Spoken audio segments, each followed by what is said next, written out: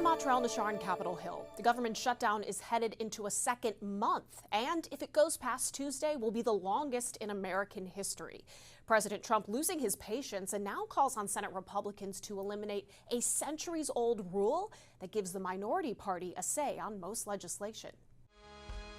On the eve of Halloween, President Trump issuing a directive to his party that, for many, is a frightening scenario.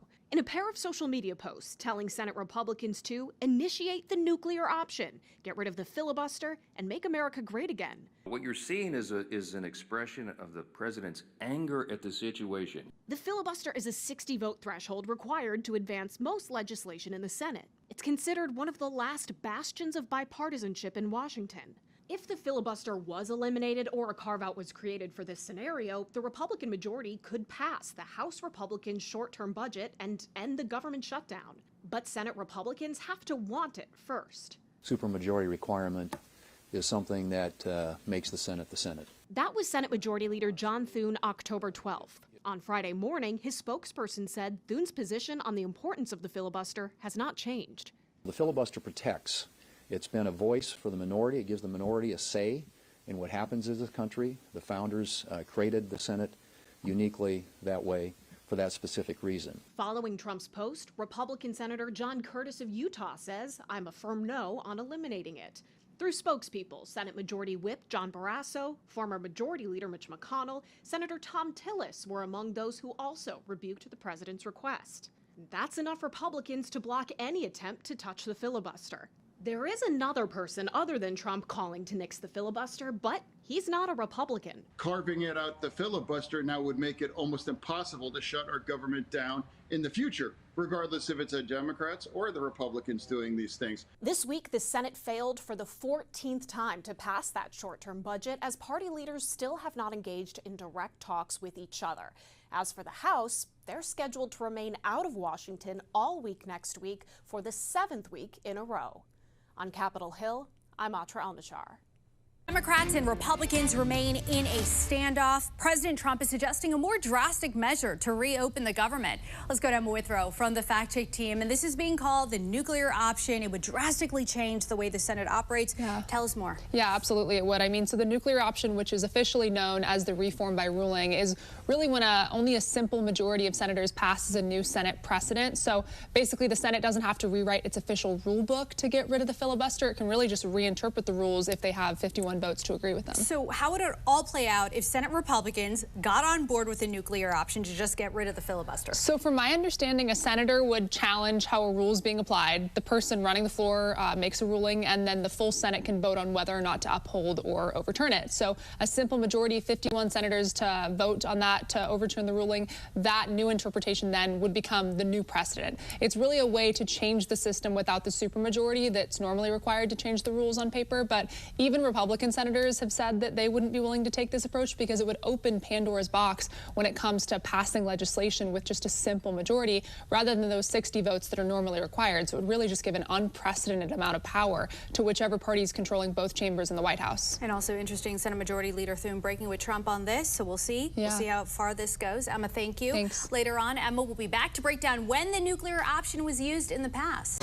Right now, the president getting ready to head to Miami to speak at the American Business Forum in Miami. We just heard from him minutes ago at a breakfast with GOP senators at the White House about the election, about the shutdown, which he said inevitably had an effect on some races. And thanks for joining us. I'm Jan Jeffcoat. It's Wednesday, November 5th. Democrats did take some of those high-profile races, potentially reshaping the political landscape for some parts of the country and changing the Democratic Party for sure, with fears it is moving too far left. With the elections over, though, now, the question will be whether Democrats will finally vote to end the longest-running shutdown in history.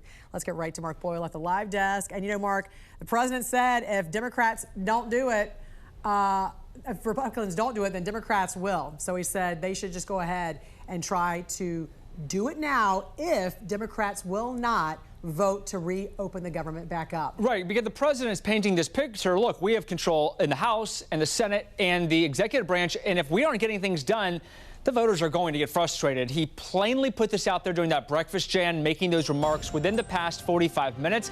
Some of the big takeaways from that speech, including eliminating the filibuster. Here's part of what he had to say to lawmakers this morning. The biggest thing is the filibuster. We have to get the country going.